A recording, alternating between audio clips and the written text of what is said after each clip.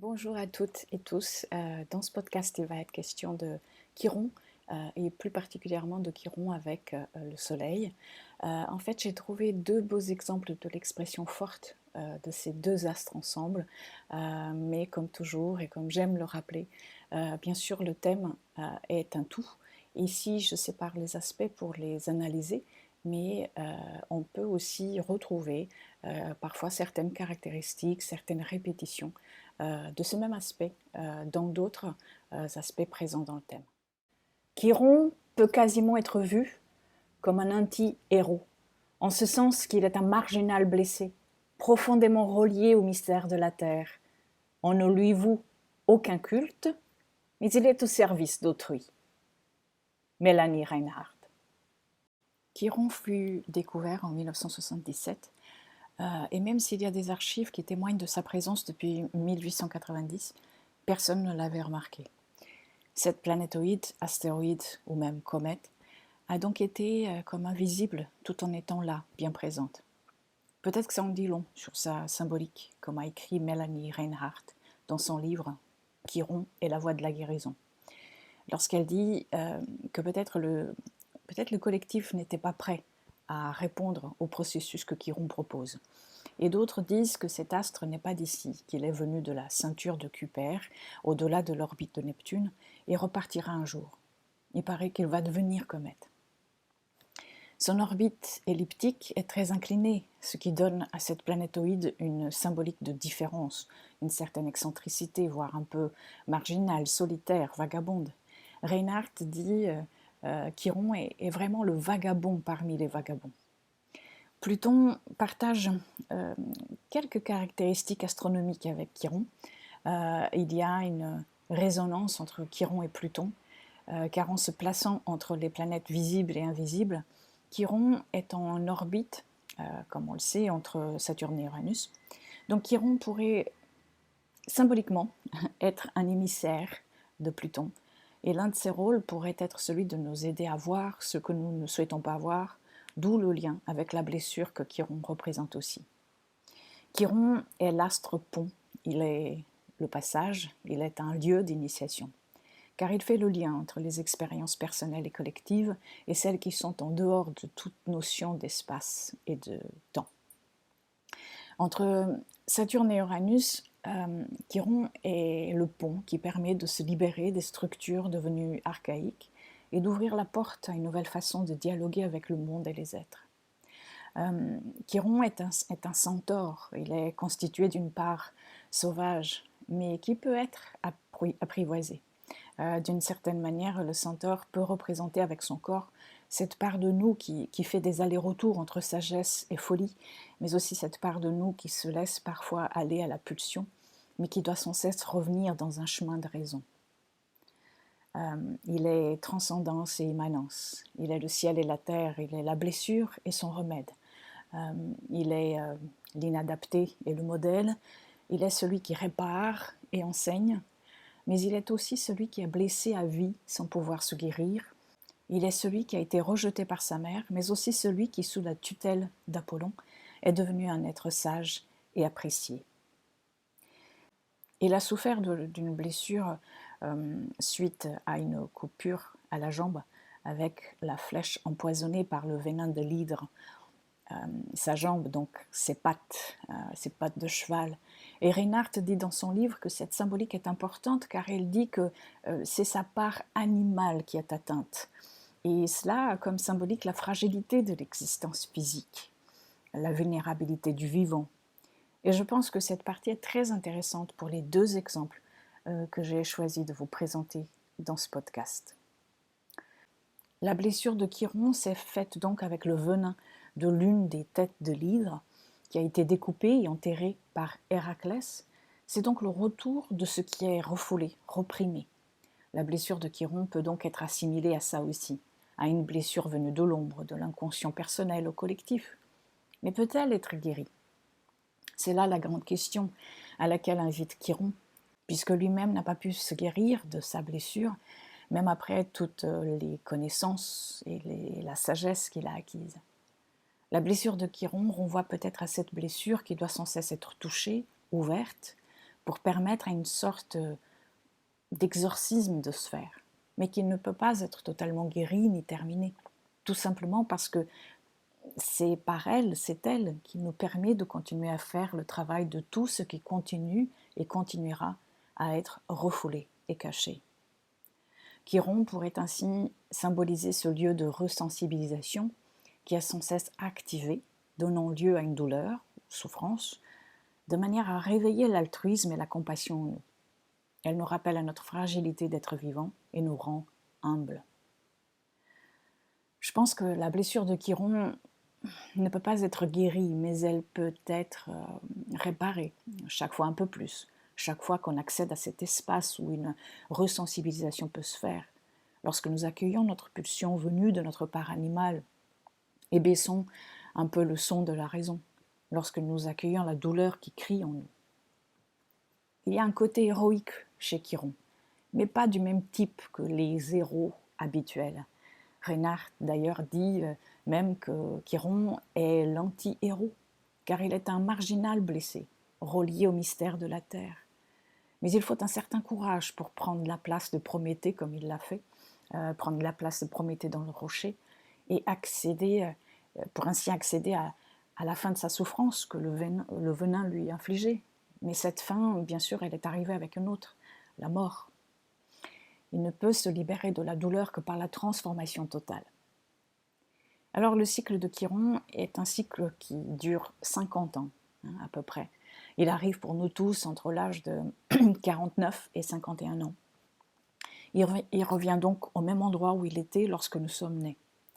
C'est un cycle extrêmement important, non pas parce qu'il vient avec des événements extérieurs significatifs, encore que ça peut tout à fait être le cas, mais c'est surtout un cycle de traversée de la douleur d'être vivant, en fait. Parce que peut-être nous nous rendons compte, à ce moment-là, que nous sommes arrivés à un moment de maturation et que tout le cycle de Chiron revient à ce moment-là au point de départ pour recommencer autrement, libéré de quelque chose. Et avec la compréhension que parfois le fait d'avoir été inadapté au monde nous aura permis de mieux voir ce qui était dans l'obscurité, même si cela provoque souffrance dans le monde réel et éveillé. Le cycle de Chiron est seulement exact dans son retour, qui arrive, comme je le disais, pour tout le monde entre 49 et 51 ans. Par contre, les carrés, les oppositions vont être différents pour chacun d'entre nous, parce que la traversée de Chiron, en fait, Chiron traverse les signes non pas de manière égale. Et pour beaucoup, c'est au moment de ce retour de Chiron qui se fait après les aspects de Pluton, après les aspects de Neptune et Uranus eux-mêmes, c'est-à-dire tous les aspects qu'on a tous à peu près entre le milieu de la trentaine et la quarantaine selon les générations. Donc Chiron, en fait, il arrive après ces aspects-là de transition et de profonde transformation. On va voir dans l'un des deux exemples que j'ai choisis pour ce podcast, comme cette période entre 49 et 51 ans peut être en fait une période importante pour la personne si Chiron est lui-même dans un positionnement prédominant dans le thème de naissance. Ça, c'est très important. Donc j'ai choisi deux thèmes, deux femmes, et ce qui est intéressant, c'est que je n'ai presque pas eu à les choisir, car en fait, en regardant leurs thèmes, je n'ai pas pu m'empêcher d'y voir des résonances mises en mouvement par Chiron, et c'était vraiment évident. Pour ce podcast, c'est l'aspect Soleil-Chiron qui est mis en avant, mais je pense que si vous avez Chiron en aspect avec un luminaire ou autre planète personnelle de votre thème, et par planète personnelle, je veux dire uniquement du Soleil à Mars, Soleil-Lune, les luminaires, puis ensuite Mercure, Vénus et Mars. Ou alors Chiron peut être en conjonction avec l'un des angles, ascendant, fond du ciel, descendant, milieu du ciel. Vous pourrez peut-être entendre une certaine résonance avec ce qui a déjà été dit jusqu'ici et ce qui viendra ensuite. Les aspects de Chiron Soleil ont cette particularité de mettre l'accent sur les thématiques bien sûr liées au Soleil. Le centre, la conscience, la vitalité aussi, la santé, le père ou le masculin en nous-mêmes et autour de nous, la lumière, l'identité, le moi essentiel, la confiance et notre expression solaire créative, etc. Donc, Chiron, soleil, réveille d'abord la blessure, une blessure qui peut-être pourrait être nommée ou pas, parce qu'elle peut aussi être une blessure plus large ou vaste. Ce peut être une blessure qui s'est formée à travers les incarnations, ou alors elle peut venir de la famille proche, voire d'anciennes générations. Elle peut aussi être collective, et la personne soleil Chiron va la vivre comme étant sienne, parce qu'elle fait écho à quelque chose qu'elle vit, ou à laquelle elle s'est identifiée, ou alors à laquelle on l'a identifiée. Même si on ne sait pas ce que c'est. Il y a quelque chose de l'ordre, à la fois ça peut être très clair pour la personne, mais ça peut être aussi quelque chose de très abstrait, très confus. Les liens avec le père aussi, mais aussi sa propre part masculine, son yang intérieur ou extérieur, son expression solaire, peuvent être ressentis par la personne comme étant blessée, rejetée, abandonnée, etc. Il y a là une douleur qui peut venir de loin et résonner à des couches plus profondes. Il ne faut pas oublier que Chiron est le pont, donc il relie l'intérieur et l'extérieur, l'intime et le transgénérationnel, le personnel, le collectif. Donc c'est vrai qu'avec les aspects de Chiron, et encore plus Soleil Chiron, on parle beaucoup de l'archétype du thérapeute. On l'a beaucoup entendu aussi, le guérisseur blessé avec Chiron. Ce sont des personnes qui ont cet aspect Soleil Chiron, qui auront peut-être une tendance à ressentir la douleur de l'autre ou la douleur du monde de manière forte. Parfois dans l'acceptation, mais parfois aussi dans le déni, voire la colère, et pourront peut-être trouver une sorte de thérapie en étant elles-mêmes thérapeutes. Et ici, être thérapeute n'est pas uniquement l'image que l'on se fait du thérapeute, c'est-à-dire celui ou celle qui prodigue des soins médicaux, psychologiques, énergétiques par exemple. C'est bien au-delà de ça. Un peintre peut aussi être un thérapeute, un auteur, une autrice aussi, un assistant social aussi, tout comme un ami peut l'être aussi. Donc vous voyez ce que je veux dire, car ici, ce n'est pas tant le métier par lequel va s'exprimer cette comment dire, entre guillemets, thérapie, mais c'est plutôt quel est le message qui va être passé et quelle est la vision élargie du monde que l'on va développer pour soi, mais peut-être aussi pour les autres, pour la société, etc. Alors, dans la première citation qui ouvre ce podcast, Mélanie Reinhardt dit que Chiron est un marginal blessé. Je crois qu'effectivement, tout commence par là, avec les aspects de Chiron planète natale, et encore plus avec le Soleil. On va vraiment ressentir cette mise à l'écart, que ce soit d'une famille, de la société ou du monde, dans le sens qu'on n'a pas la même vision et en cela on se sent peut-être à part. Bien sûr, il y a d'autres aspects dans le thème qui peuvent aussi parler de ça. Les aspects avec Uranus, tout simplement. Mais avoir un aspect de Chiron fort peut nous amener à ressentir une sorte d'injustice profonde. La blessure s'ouvre, on voit le monde différemment, et parfois on se sent comme étant inadapté à ce monde, alors que tous les autres ont l'air de s'y plaire ou du moins d'y prospérer. Mélanie Reinhardt dit que Chiron peut nous amener à ressentir une sorte d'exil, de marginalisation, d'inadaptation, d'anticonformisme, de dissidence, parce qu'il questionne notre place. Tout comme avec Chiron, il y a quelque chose en nous qui a été exclu, abandonné, rejeté, etc., à la fois dans l'humanité à laquelle nous appartenons, mais aussi dans nos vies personnelles, surtout s'il y a des aspects de Chiron forts dans le thème. Et notre travail avec Chiron est celui d'aller retrouver ce qui s'est perdu en chemin, comme dit Mélanie. La blessure étant à la fois le poison et le remède. Mais bien sûr, tout comme dans sa mythologie, la blessure de Chiron ne guérit pas par les soins qu'on va lui prodiguer, car elle est celle qui maintient l'humanité en nous. C'est par elle que nous pouvons lutter contre l'hubris, l'hubris que tant de fois possède l'humanité.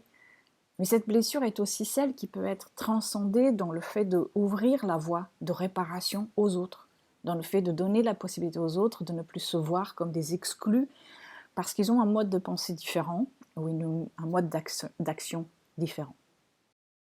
Johanna dit ici à propos de la révolution spirituelle qui pour elle est la révolution à la base de toutes les révolutions qu'il nous faudrait faire en tant qu'humanité.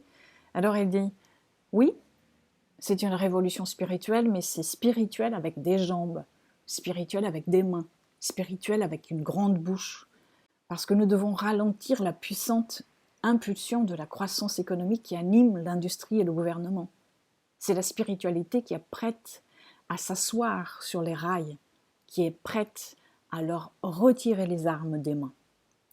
Et ces mots sont très parlants de son Chiron et de la planète maîtresse de son Chiron. Mais on va y revenir après. Alors, voici Joanna Macy. Si vous êtes en train d'écouter ce podcast, vous aurez des images, des slides dans la version YouTube, si vous souhaitez accéder au thème. Alors voilà, Joanna Macy. Cette femme a aujourd'hui 92 ans, elle est américaine, elle est autrice, elle est spécialiste du bouddhisme et de l'écologie profonde, traductrice de la poésie de Rilke, militante écologiste et éco-philosophe. Elle a fondé The Work That Reconnects, traduit par Le travail qui relie, qu'elle crée en 1977 et qu'elle a continué de développer depuis cette date. Ce travail consiste à écouter et à exprimer la douleur que l'on peut ressentir pour la Terre et à réveiller les esprits d'un refoulement collectif qui nous empêche d'agir. Alors, on n'a pas son heure de naissance, mais on peut dire qu'elle est née avec une conjonction presque exacte de Soleil-Chiron dans le signe du Taureau, un signe de terre, relié à l'énergie de la grande déesse Gaïa. Le Taureau nous rappelle à la force de vie qui a été plantée dans le Bélier. Et en Taureau, il va falloir soutenir la vie, soutenir son développement, sa croissance.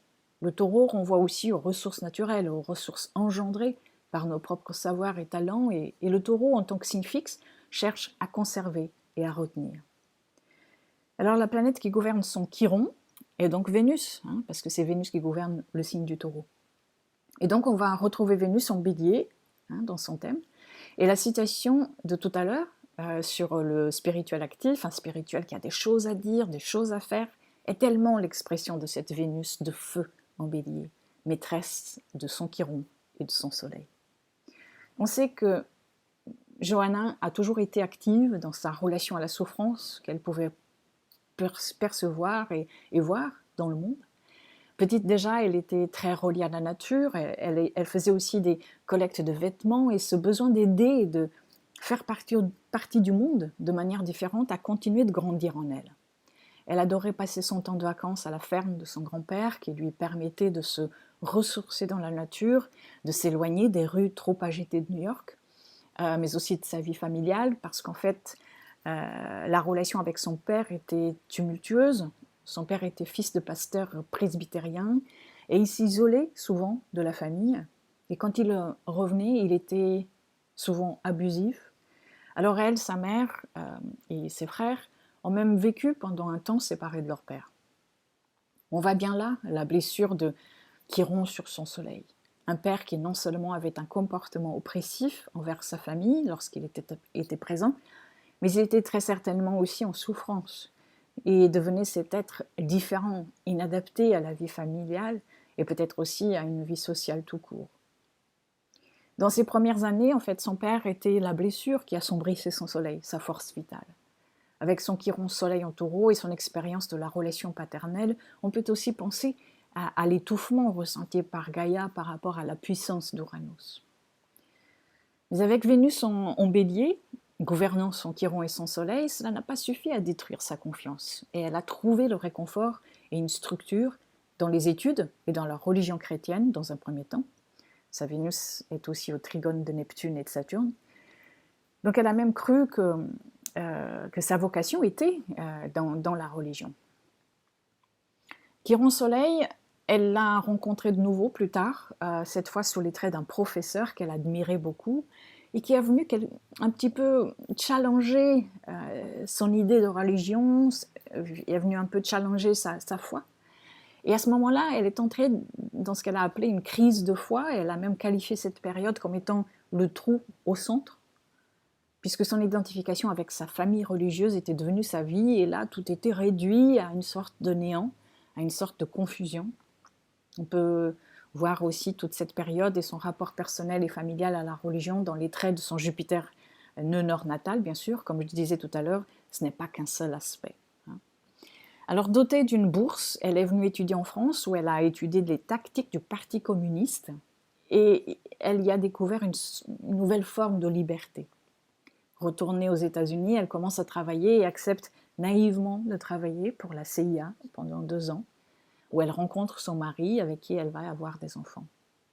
Elle dit s'être sentie isolée en tant qu'épouse et mère dans les années 50 et a donc repris à ce moment-là différentes études, et ils sont ensuite partis vivre en Allemagne, où elle a rencontré à ce moment-là la poésie de Rilke, ce qui a donné un socle et un nouveau souffle à sa vie. Ce qui est aussi très intéressant, c'est que cette période-là, dans les années 50, Chiron traversait le Verseau et était au carré de son Chiron natal. Le Verseau étant un signe d'air lié à l'intellect et aux idées, concepts, mais aussi à la distance, au sentiment d'isolement et parfois à la mise à l'écart. Donc on voit bien toute cette période d'études qui était importante pour elle, qui a commencé à façonner en elle une autre façon de voir le monde et sa vie. Donc cette période paraît tout à fait retranscrire cet aspect de Chiron en transit en Verseau et au carré de son Chiron natal, et allait de toute façon être une étape pour la suite, comme on va le voir plus tard. Dans les années 60, ils sont partis vivre en Asie, en Afrique, ou en Inde, et elle a découvert le bouddhisme. Et à l'époque, elle et son mari ont commencé à travailler avec des volontaires américains et des réfugiés du Tibet. Son mari était le directeur adjoint de Peace Corps, une agence indépendante du gouvernement des États-Unis qui œuvre pour favoriser la paix. Et le bouddhisme est devenu alors une pratique centrale dans sa vie. À ce moment-là, elle a voulu travailler de manière à construire un pont, Chiron, entre la pensée occidentale et la pensée bouddhiste. Elle a ensuite vécu en Tunisie, au Nigeria, et tous ces déplacements sont devenus de plus en plus durs pour elle. Impossible de créer racines, ce qui a fait qu'elle ressentait beaucoup d'angoisse et est devenue dépressive. Et on sait, créer des racines, c'est tellement nécessaire pour un soleil taureau déjà, pour un soleil Chiron peut-être encore plus. Voilà une blessure ouverte, mais une blessure qui est aussi un remède. C'est parce qu'elle était dans l'impossibilité de créer racine en voyageant beaucoup qu'elle a découvert le bouddhisme. C'était aussi une autre époque, et vivre ailleurs était lourd de signification. Elle représentait parfois beaucoup de sacrifices tout autant que des joies. On y voit de nouveau son Jupiter nœud nord aussi. Dans les années 70, elle est donc revenue aux États-Unis, a commencé à étudier le bouddhisme et a commencé aussi un doctorat en théorie générale des systèmes et de l'écologie profonde dans le département de théologie de l'université de Syracuse. C'est aussi pendant ces années-là qu'elle a commencé son éducation écologique et qu'elle est devenue activiste, militant surtout contre le nucléaire. En 1978, son retour de Chiron a commencé. Elle avait alors 49 ans et elle a terminé cette année-là ses études, qui donc avaient commencé, en tout cas, elle avait commencé à entrer dans le monde des études, et à l'époque où Chiron était en train de faire le carré à son Chiron natal. Et donc là maintenant, voilà, elle arrivait à la fin de cette période. Et au même moment, elle qui commençait à travailler avec l'expression de la souffrance, elle a eu comme une épiphanie en faisant une conférence, alors que tout le monde se présentait et s'identifiait à son rôle, à ses études, à son statut. Elle a demandé à ce que chacun parle de soi et de ce qui lui faisait peur ou souffrir à ce moment-là. Et les personnes ont livré leur peur, et là elle a compris quelque chose, elle a compris qu'on pouvait aussi parler de sa souffrance en lien avec ce qui se passait dans le monde, et non plus la refouler. Il faut se rappeler que ces années-là ont été les premières où l'on a vu apparaître les premiers rapports concernant l'état écologique du monde, surtout liés au nucléaire. Donc elle a aussi été ensuite dans un procès contre une importante compagnie électrique américaine, ce qui a fait qu'ensuite elle a travaillé en mettant en place des ateliers où elle a pu commencer à travailler avec sa méthodologie du travail qui relie, en mettant en relation des personnes qui souffraient de ce qui était arrivé à Tchernobyl et des représentants du gouvernement qu'elle réunissait à ces workshops. Mais pour revenir en 1979, toute cette période de son retour de Chiron, comme on peut voir aussi, ça a été la période où Vénus, on peut le voir ici dans le thème progresser, ça a été aussi la période où Vénus, planète maîtresse de son Chiron, est venue rejoindre Chiron par progression donc. Et cette période-là signale aussi le début de manière concrète et visible de son travail chiroli, parce qu'en fait c'est en 1979 qu'elle a pu publier le premier article sur le sujet, ce qui a eu un grand retentissement.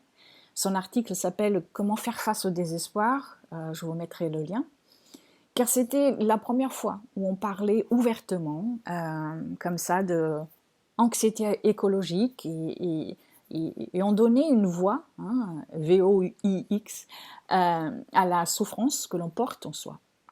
Donc à partir de ce moment-là, elle n'a plus jamais arrêté et son travail a été très important pour le développement de l'éco-psychologie et de l'éco-spiritualité comme on les connaît aujourd'hui. Donc c'est suite à cet article publié lors de son retour de Chiron qu'elle a pu commencer à diffuser son concept de travail chiroli. Elle nous rappelle que si on souffre, c'est parce qu'on ressent de l'amour pour la Terre, parce qu'on est la Terre. Cela nous permet donc d'accepter cette souffrance rejetée et lui faire une place dans nos vies, ce qui permet non seulement de nous relier aux autres, qui ressentent la même chose, mais permet aussi de relier l'humanité et la nature. Et une fois de plus, il s'agit de relier, toujours l'idée du pont, le pont Chiron, de relier ce qui a été mis à l'écart, ce qui a été séparé, ce qui a été exclu. Donc penser différemment et aider ceux qui souffrent lui aura peut-être permis aussi, qui sait, de transcender un peu sa propre souffrance de départ, son lien difficile avec son père, son lien aussi, enfin, ce qui s'est passé pour elle aussi par rapport à sa crise de foi, etc. Donc avec cette méthodologie qui est partagée sous forme d'atelier aujourd'hui et en groupe, donc elle endosse à sa manière le rôle d'une sorte de thérapeute atypique, très Chiron, même si ce qu'elle propose, et elle le dit vraiment très clairement, ce n'est pas une thérapie. Voilà, ça c'est juste un aperçu de ce qu'a pu faire Joanna Macy tout au long de ses 92 ans d'existence. Vous imaginez bien qu'elle a fait beaucoup plus de choses. En fait, c'est une femme sage qui a beaucoup milité pour la paix et pour la réconciliation de l'humain et de la nature. Et ici, sa citation, « J'ai le choix. Est-ce que je veux abandonner et me soumettre au grand détricotage ou est-ce que je veux rejoindre ceux qui travaillent pour un avenir vivable ? Comme le résultat est incertain, nous devons prendre plaisir à faire quelque chose d'exaltant et d'utile sans savoir avec certitude si cela va marcher. » Maintenant, la deuxième femme que j'ai choisie pour ce podcast, Greta Thunberg, on ne présente plus, Greta Thunberg, jeune femme de 19 ans, qui a commencé son militantisme en 2018 à l'âge de 15 ans. Bien sûr, elle n'est qu'au début de son cycle de Chiron, qui reviendra à l'endroit où il était lors de sa naissance, comme pour tout le monde, lorsqu'elle aura 49 et 51 ans. Mais déjà, on peut voir Chiron en action, bien sûr. Pareil, je n'ai pas d'heure de naissance, donc on ne peut pas savoir son ascendant, ni le positionnement des planètes en maison, mais on voit bien, et il est très clair, sa conjonction Soleil-Chiron, elle est presque exacte, dans le signe du Capricorne, et on est de nouveau dans un signe de terre, tout comme Joanna Macy. Mais ici, en Capricorne, on est donc dans un signe lié aux structures qui soutiennent la société. C'est le signe des organisations, des institutions. C'est un signe qui nous rappelle la notion du travail. C'est un signe d'ambition, de fondation sur lesquelles la vie extérieure tient. En Capricorne, les systèmes sont importants. Les systèmes du passé et ceux du présent. La relation avec le patriarcat aussi. En Capricorne, la posture, le rôle, le statut comptent et peut aussi être un fardeau. Les responsabilités sont la base de tout et pèsent lourd, mais sont aussi la structure qui permet que tout tienne. On est avec un soleil Chiron en Capricorne, on peut être très mûr avant l'heure, ou au contraire, on va chercher à fuir les hauts degrés de responsabilité. Avec un aspect soleil Chiron Capricorne, on ressent le poids. On peut être amené à ressentir le poids du monde collectif ou de notre monde personnel, parfois les deux. Il se peut que ce soit aussi le père qui ressent cette lourdeur d'être au monde et que l'on soit témoin de son expérience à lui et qu'on prenne un peu aussi de sa douleur. Forcément, cette énergie de Chiron-Soleil met en mouvement un sentiment d'isolement aussi. En ce qui concerne Greta, on ne sait pas beaucoup de choses sur sa vie avec ses parents. Mais on sait que Greta a vu un documentaire sur la fonte des glaciers et que l'image d'un ours polaire sur sa banquise fragmentée lui est restée en tête. Et qu'à l'école, à l'âge de 8 ans, elle a vu un autre documentaire sur les détritus en mer. Et elle va pleurer du début à la fin du documentaire alors que d'autres enfants dans sa classe ne prêtaient pas beaucoup d'attention. On sait qu'elle est autiste Asperger, mais qu'elle le voit comme une force, comme elle l'a une fois écrit dans son tweet où elle avait dit si l'on vient s'en prendre à vous pour votre look et pour vos différences, cela signifie que vous êtes en train de gagner. Mais peut-être que la vue de cet ours polaire, isolé sur sa banquise, en dissolution et à la dérive, a réveillé en elle une blessure profonde d'isolement aussi. Qui sait, peut-être qu'un jour, plus tard, elle pourra expliquer d'où lui est venue cette blessure profonde. Son soleil Chiron en Capricorne sont gouvernés, bien sûr, par Saturne. Saturne qui gouverne le Capricorne. Et Saturne, dans son thème, on va le retrouver en Gémeaux. Et on sait que le Gémeaux est le signe des mots.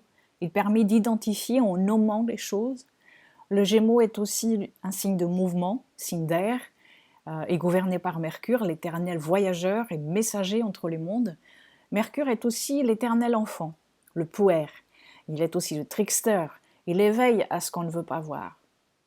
Quand elle a dit « Nos dirigeants se comportent comme des enfants », alors nous n'avons pas d'autre choix que d'endosser les responsabilités qu'ils auraient dû prendre il y a bien longtemps.